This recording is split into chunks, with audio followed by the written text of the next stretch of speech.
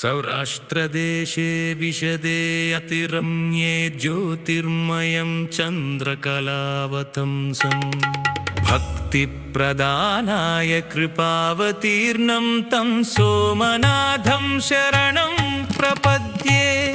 श्रीशैलशृङ्गे विबुधातिसङ्गे तुलाद्रितुङ्गे हेपिमुदा वसन्तं तमर्जुनं मल्लिकपूर्वमेकं नमामि संसारसमुद्रसेतुम्।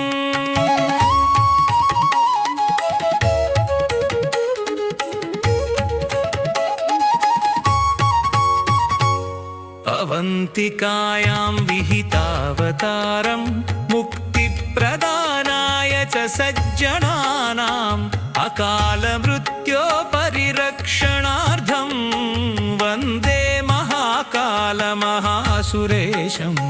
कावेरिका नर्मदयोपवित्रे समागमे सज्जनतारणाय सदैव मां धातृपुरे वसन्तमोङ्कारमीशं शिवमेकमीडे।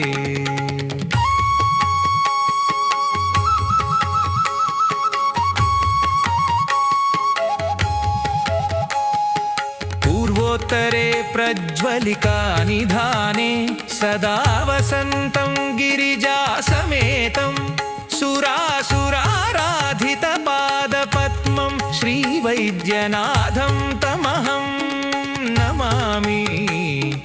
याम्ये सदङ्गे नगरे च तिरम्ये विभूषिताङ्गं विविधैः च भोगैः सद्भक्तिमुक्तिप्रदमीशमेकं श्रीनागनाथं शरणं प्रपद्ये।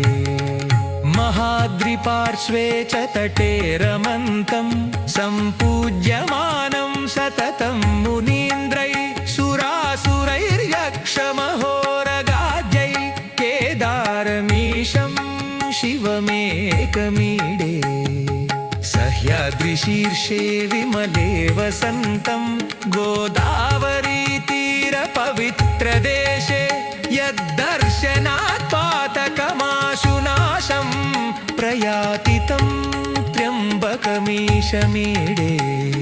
सुताम्रपर्णी जलराशियोगे निबध्य सेतुं विशिखैरसंख्यै श्रीरामचन्द्रेण समर्पितं तं रामेश्वराख्यं नियतं नमामि। यं डाकिनी शाकिनिका समाजैर्निषेव्यमाणं पिशिताशनैश्च सदैव भीमादिपदप्रसिद्धं तं शङ्करं भक्तहितं नमामि। सानन्दमानन्दवने वसन्तमानन्दकन्दं हतपापलन्दं वाराणसीनाथमनाथनाथं श्रीविश्वनाथं शरणं प्रपद्ये।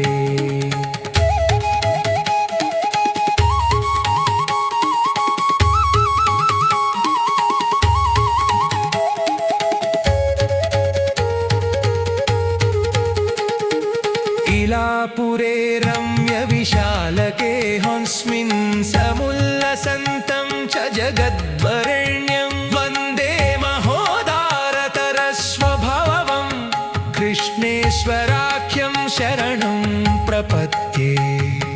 ज्योतिर्मयद्वादशलिङ्गकानां शिवात्मनां प्रोक्तमिदं क्रमेण स्तोत्रं पठित्वा मनुजोऽयति भक्त्या फलं तदालोक्य निजं भजेच्च।